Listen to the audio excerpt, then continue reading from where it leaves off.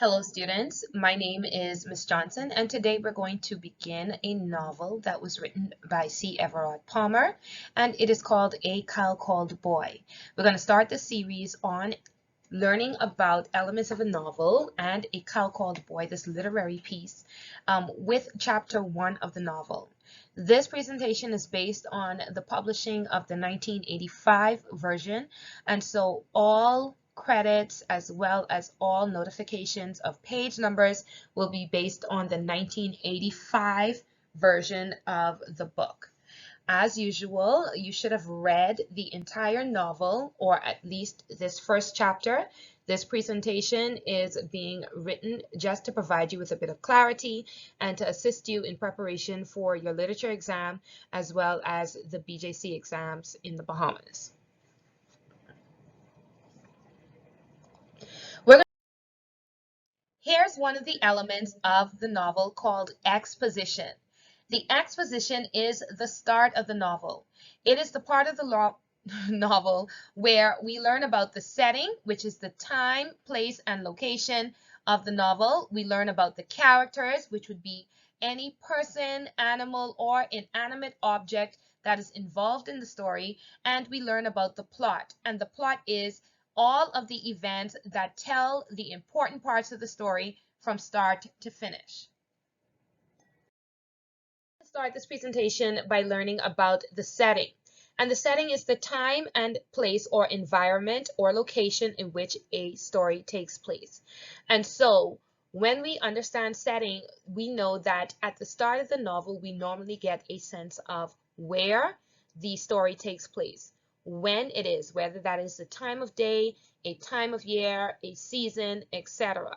Okay, and location can be an event or a physical place on a map. What time is it? It is the first day of school. That leads us to believe that it is the end of August or early September. The grass had not been trampled by the children for months, which gives us a bit of visuals that the grass is very green and it has grown in lush. And it was early in the morning and Josh was headed to school. So let us assume that school starts at 8:45 for registration. So let's say that Josh begins leaving home a bit early, around 8 o'clock in the morning, in this farm area in which he lives. Now we have the first problem. The first problem is the other children had come to school early because they were excited about the first day of school. So they were there and Josh was on his way. In a novel, we are introduced to characters.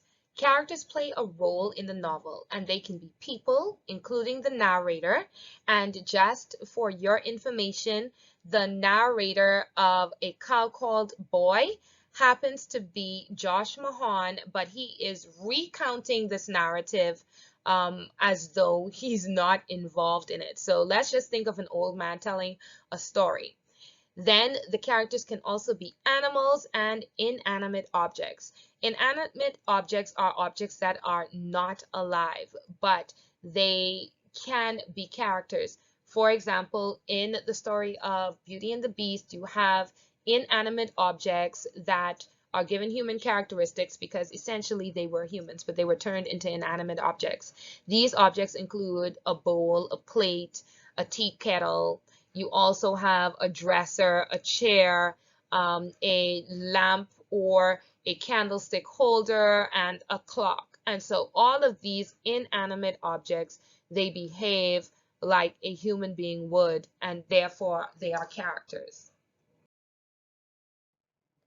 In this chapter, we want to pay attention to how the characters are described.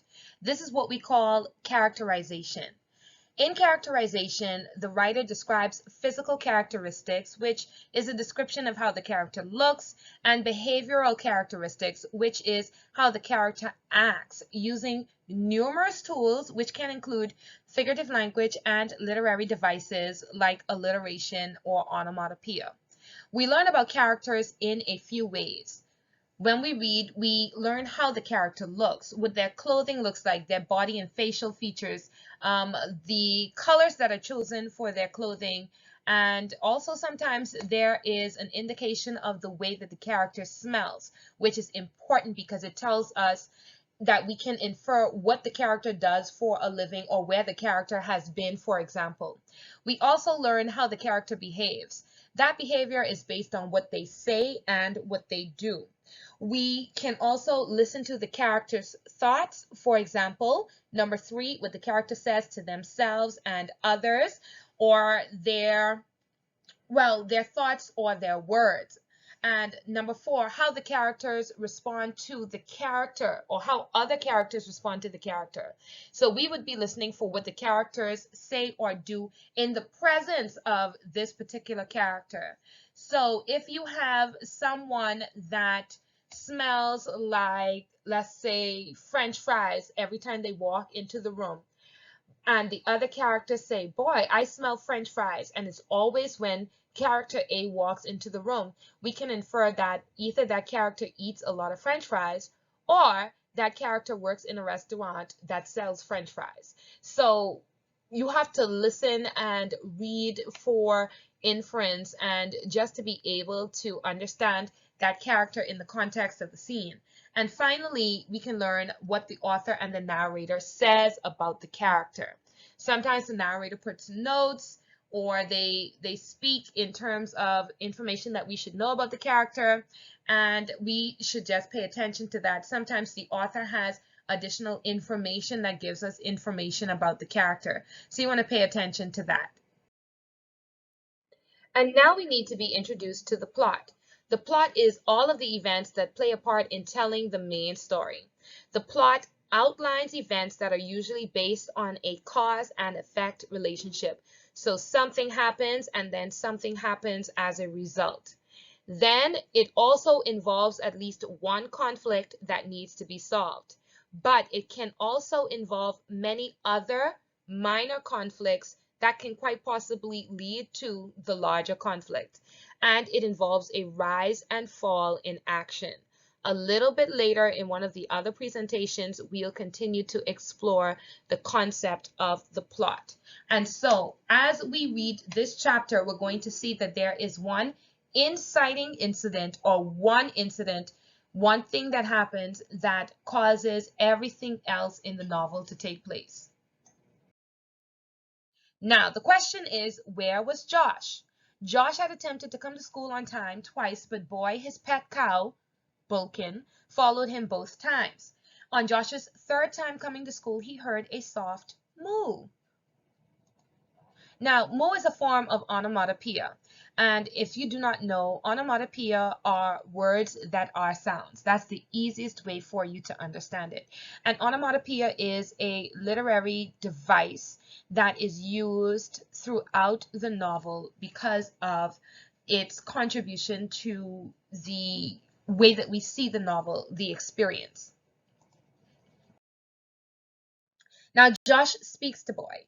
Josh says, and I quote, "You are bad, bad boy, very bad, but I love you. You shouldn't have come, but I understand. We've been together the entire summer, and you can't take that, can you?" Now, this quote is giving us a little bit of information or backstory.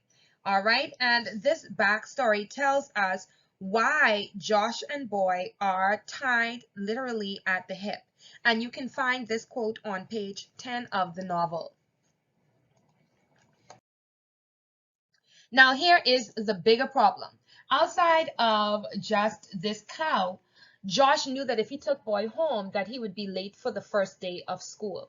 And so this is the first conflict or problem that he has to face. This is his first man versus self conflict, wherein he has to battle with himself to solve a problem. And so he had to figure out what to do with his pet cow. If he took boy back home, he would be in trouble with his mother, and he didn't want to skip school. So then he had an idea. Now this idea sets the pace for the very first act that sets the events of the story, or the events of the rising action in play. We have old Mr. Kelly. Now, old Mr. Kelly comes along. He's an important character only in so much as he provides us with information about Boy and Josh's relationship. So he's described as a tall man smoking on a pipe, ambling down the road and walking with difficulty as though he had hurt himself in a fall. He is wearing a khaki pants and a blue shirt, braces, and a cap. Now, y'all know I couldn't find any pictures of Mr. Kelly as he is described, so we'll just have to use this one with the man and his basket. We also learned that Mr. Kelly has a good sense of humor.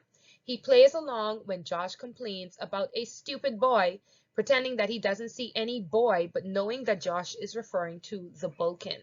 He laughs at the name that Josh gave the calf, which is boy. Now, here's another thing that we need to know. Mr. Kelly is a flat character whose only job, really and truly, is to be able to provide us with a bit of narration in addition to Josh, okay? So we learn about Josh and Boy's origins through Mr. Kelly. We learn that Mr. Kelly is the one who gifted Boy to Josh. His first name is Tom, so he is Mr. Tom Kelly. We learn that the cow's mother had died in childbirth, and he didn't want to be bothered with the sickly calf. Mr. Kelly gave Boy to Mrs. Bertha Mahon, knowing that Josh's father had died earlier. So here is the connection. Boy is a cow who lost his mother. Josh is a child who lost his father. So we can agree that Josh and Boy grew up as brothers. And Mr. Kelly knew that the pet would help Josh cope with the loss of his father. We also learned that Josh is an only child with no brothers and sisters. So Mr. Kelly referred to Josh as a single pea in a bowl full of soup, meaning that he was lonely and in need of the company and responsibility. Now, a single pea in a bowl full of soup, that is what we call a metaphor. We also learned that Boy was sickly at first, and then we'll learn more about him in another chapter. And now he is plump and spunky with a lot of energy after Josh nursed him back to health. So here you see that's a metaphor. Mr. Kelly makes a suggestion and Josh finds a solution. So Mr. Kelly is surprised to learn that Josh does not tie Boy down. He suggests that Josh either ties Boy down at home or for Josh to go to school, or that Josh stay away from school. And again, Josh is conflicted. He thought about missing school, but he wanted to share his summer experience with the kids at school. So he decided to take Boy to school. Everyone, please pay attention to this. This is the very first plot point. And so we need to know that plot is the series or all of the events that take place in a novel, that sets the novel in action. When Josh decided to take Boy to school, this is when the plot of the novel actually begins. Mr. Kelly tells the boy and the boy tells Boy and the boy bye. So Mr. Kelly laughs and he exclaims, "The schools are becoming modern, but I don't think they've moved so far to enroll cows." Let me know how he makes out in spelling and arithmetic. Arithmetic is another word for mathematics or arithmetic. And Josh knows Mr. Kelly is joking with him as he makes his way to school with Boy. Now let's look at this description of Boy the cow. This little cow that you see in the picture is not what Boy looks like. It's not what Boy looks like because Boy is gray with a little white spots in several places. And his face is described as a charming blend of gray and white. So he's a gray cow with a white spot. But also, we need to look at the way that Boy is characterized. Boy is usually given human characteristics in the way that he responds. And that is a literary technique used by the author, Mr. Palmer, so that you can build an idea or a sense of the respect and rapport that Boy has with Josh. Again, for example, this personification is here. The cow walked on, stepping as proudly as though he was on parade. And this here is personification. Cows don't step, in particular, they amble, they do cow things, but he does not go on parade. And so that's something that we need to keep in mind. Okay, you see personification. Now, Josh is almost late for homeroom. When Josh finally got to school, the children had just finished assembly and the national anthem. He heard Mrs. Anthony taking attendance while he listened from the window. He hoped that boy would be a student for a little while if he got permission from Mrs. Anthony. Cool. So when Mrs. Anthony had called Josh's name and was putting away the register, Josh left boy on the side of the school chewing a bit of grass, and he told him to wait a minute. He did not tie boy down. Now, he's on the side of the school, and the fact that Josh put boy on the side of the school indicates that he simply is not trying to hide boy. He doesn't mind if boy is being seen. He has intentions to come back for boy, and he is expecting his well-trained calf to do what he says. However, Mrs. Anthony is a tall woman. She has a slightly lumpy face. I have here maybe because of acne or whatever reason. Her face was rouged as usual, which means that she wore blush or makeup, and she didn't monkey around. And that is an idiom for she was no nonsense. She does not like, well, when children play around unnecessarily. Now, we learn a little bit more in this character or in this chapter about Josh. Josh explains that he had trouble with his summer project, which is why he is a bit late. The students listened intently because he was known to be a prankster, and his mischief always had a made-up reason. As a matter of fact, his classmates were very amused. Mrs. Anthony thought Josh was working on his project this very morning on the opening day of school. However, that's not what was going on. Miss Anthony is about to fuss, and boy comes down the hall to the classroom. Apparently, he had heard Josh's voice, and he used his little horns to open the door and come into the school.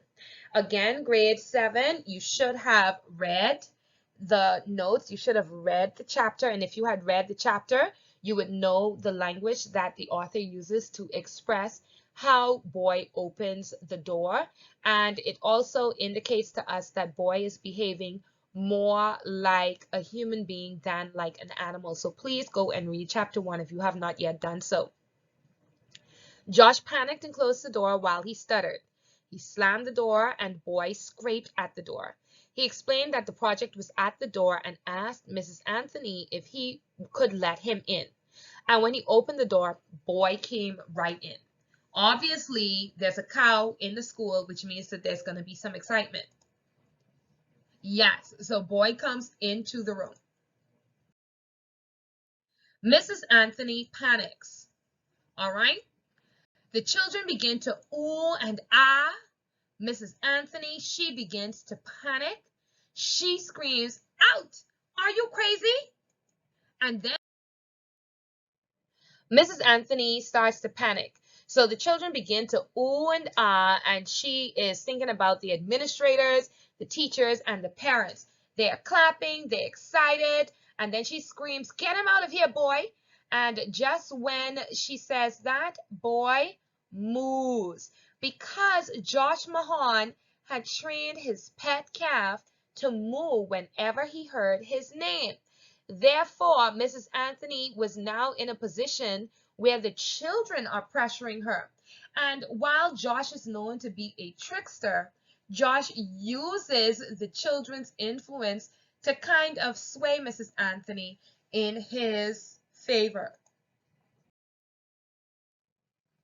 So Mrs. Anthony agrees to let Josh present boy because the children are pressuring her, and she says everything strange happens to me first. We learn that Josh just does the absolute most with her in class a lot of the times, and now that he can present his pet calf as a summer project, she is being pressured by the children to allow the cow to stay. So she doesn't want to be mean to the children, especially on the first day of school. But she's also very curious. "He's awfully smart, ma'am. Please let me present him as my summer project."